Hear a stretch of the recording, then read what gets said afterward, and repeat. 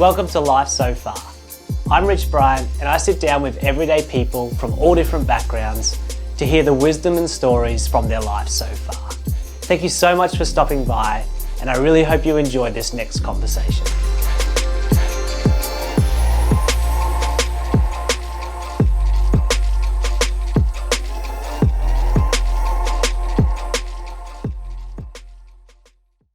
Jesse, thanks so much for chatting, mate. It's a pleasure to have you. My pleasure. Thank you for having me. It should be really cool. Yeah. Mate, let's cut to the chase. What has been the happiest moment of your life? That's a really hard question. There's been a lot of moments in my short life. So I don't think I can narrow it down to one, but I'll list off a few, but we won't get stuck on them too long. That's all right. I think I know that the obvious thing to say in this point is my wedding day. But I think for me, it's more just, there's a bunch of moments that I've had with Kim, my wife, since our wedding day that I think have been so much more special. Yeah, there's so much in that. What are some of those moments? We had a lot of fun on our honeymoon. That sounds really weird, but you know what I mean? Yeah, I can imagine. We were in a camper van in New Zealand for a week or two. That would have been epic. Yeah, it was super cool. It's such a cool country, literally. Yeah. It was what time of the year was it? It was April, so a pretty good time, I think. It was cold, but not crazy cold. Was it snowing? On the mountains, yeah. Nowhere that we went, but on the high up mountains it was, but not quite lower. But yeah, it was really cool. We just had I think it was the first real holiday we'd had together, obviously, and it was just I think a nice moment of this is us. This is us for our lives, and that was definitely a very happy moment. Yeah, the whole trip. What was the best place you went to on your honeymoon in New Zealand? Best place we went to. I think for me, just finding those little hidden nooks and crannies that we didn't really intend to visit, and just what's down that road kind of thing, and just finding pretty lakes and that kind of stuff. But we went to Lake Tekapo, I think that's what it's called, right? The popular one, which is a super cool area. And so that was really, really special too. Awesome. But sounds good. But yeah. Awesome. What has been your biggest struggle then? So totally different emotion side of the coin. What do you reckon about that one? I've always been a shy, reserved, quiet person. And I definitely say my biggest struggle has just been having to come out of my shell. Every single parent-teacher interview in primary and high school, the teacher would say, Jesse's great, but he just needs to learn to speak more.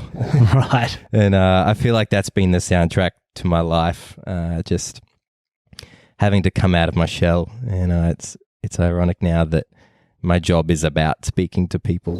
But I think that's been the biggest struggle of my life, just learning to find my voice a little bit and find myself, find my opinions and my personality, and just open up and be a person, I think.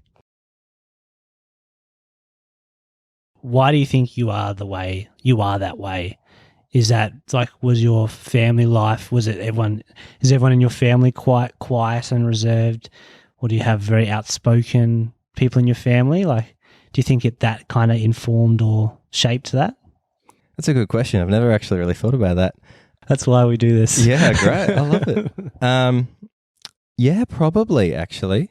I think I've got one older sister, and she is also fairly reserved and calm and quiet, and my parents are a little bit too. Mum probably not, but yeah, maybe. And even thinking about my extended family, they're all probably like that. Mm. So yeah, maybe it makes sense, I guess. Maybe you just grew up in an environment where you didn't need to necessarily be loud and vocal and shout to kind of get what you needed across, or things like that. Because I grew up, Yeah. the flip side, I got 2 brothers and we were all a bunch of crazy idiots. And so the only way to kind of get what you wanted or needed, or even sometimes my parents' attention, was to be outspoken, loud sort of thing. And so I think I have no idea, but I think so much our family life shapes who we are in that regard as well. Sometimes not at all, but there's no science that I'm saying right now to back any of this up. But I just was really interested around that. Yeah. Yeah, I think you're totally bang on. I've never thought about this, so this is really cool. But yeah, I definitely think my household growing up was fairly quiet, and there wasn't loud shouting from a bunch of siblings, and mum and dad were fairly calm, and yeah, that probably definitely influenced my personality, and yeah, there you go. Totally Awesome. That's a cool thought. Yeah. I like it.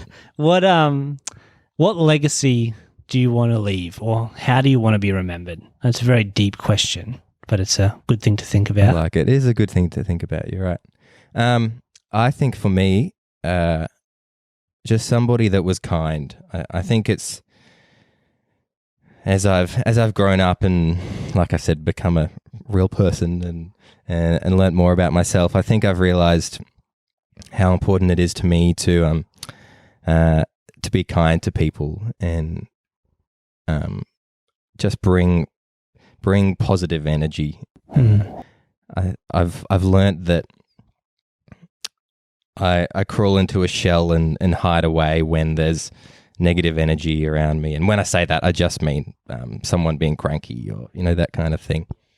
And I think it's really important to me to be positive and be kind and be friendly and make people feel happy and welcomed.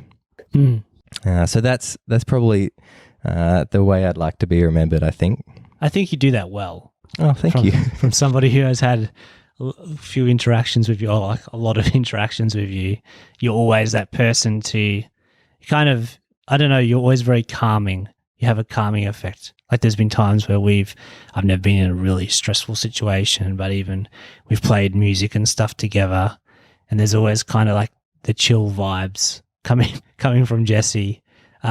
And you're like, well, I can't be stressed or anything like now. But you always, the other side is you always ask those questions like, how are you going? Or how is your day today? Like all that sort of stuff. It sounds really simple, but when you're in a group of people, I know for me personally, I don't always ask. That's not my first thing, is to ask that. I'm usually more worried about, which is really a downfall of what I'm going to do or what's going to happen. Whereas I know from me personally, you always are the person that kind of asks that and stuff. So be encouraged in that you are kind of living out that, I think. So that's good. Thank you. Thanks. Yeah, it's definitely important to me, I think. It's also just the whole remaining calm thing, and it's just, like I said, my personality.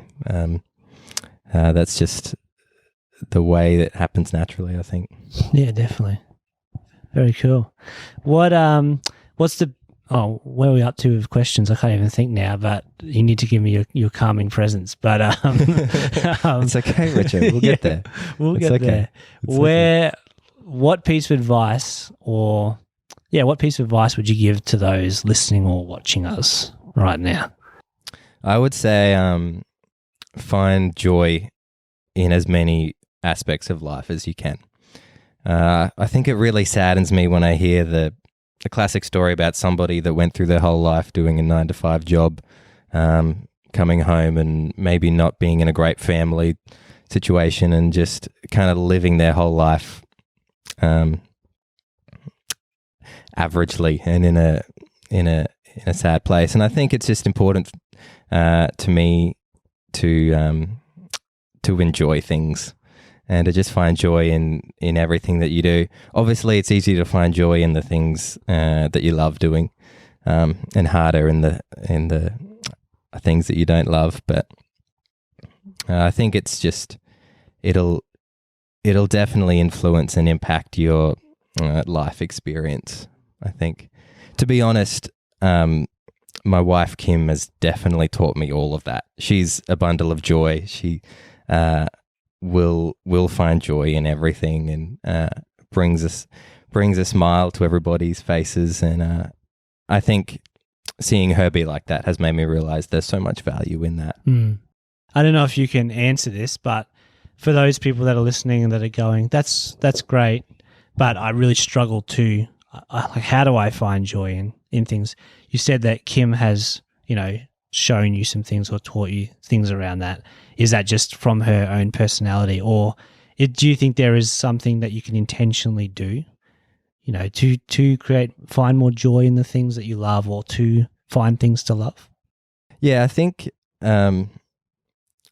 I've found myself lately when I've been in a situation that isn't great. Say if I have a hard conversation to have at work tomorrow, or the whole week is looking really busy and none of it's fun stuff, or that kind of thing. I've tried to make a habit of just stopping all that thinking and then just think to myself, oh, there's still a lot of good stuff happening. I still am sitting next to my lovely wife, who is awesome. I'm still in a beautiful home. I still have great friends and family.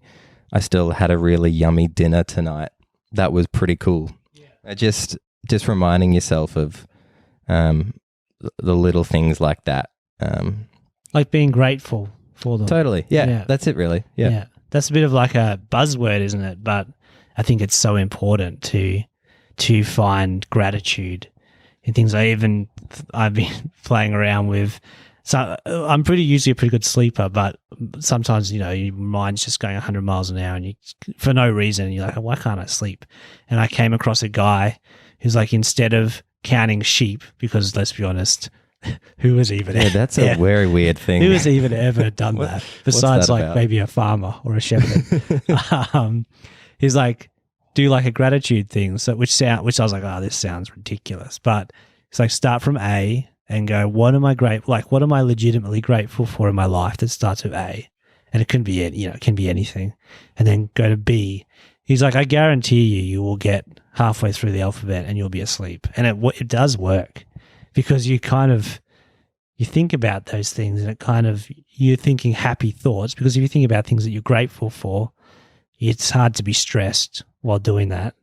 And it's a kind of a cool little... That's very test. cool. Yeah. Yeah, I really like that. Yeah, it's like the alphabet of gratefulness or something. But that's so much better than counting sheep. Yeah, sheep are a pain in the ass. Yeah. But anyway. They taste good though. Yeah, they are delicious. But anyway, mate, this has been an absolute blast. Oh, before I forget, if people want to catch up with you, or that's not the right word, follow you, or, learn more about you, do you have social media? Do you use social media? I do have social media, Jesse Bradford. There's 2 D's on the end of Bradford, I think. That's because I got locked out of my last account, which was spelt the normal way. So now I just had an extra D. But I don't really post anything anyway, so you're better off following my wife, Kimberly, who posts everything about my life anyway. So there's a lot more of me on her account. Yeah, and I'm gonna chat with Kim very soon, and so You can find out her social media details in that chat, if that makes sense. Not you, but the people that are listening right now. So. I won't say it, so they go and exactly. That's like one. that's like a teaser. The next one. Oh, awesome, mate. Thanks so much for chatting. My pleasure. Thank you. No worries. Thanks everybody, and we'll see you next time. Bye. I really hope you enjoyed that last conversation. If you're watching on YouTube or listening on Spotify, it would mean the absolute world if you liked and subscribed or left a positive comment. I know you've heard this all before, but these things really do help the channel grow.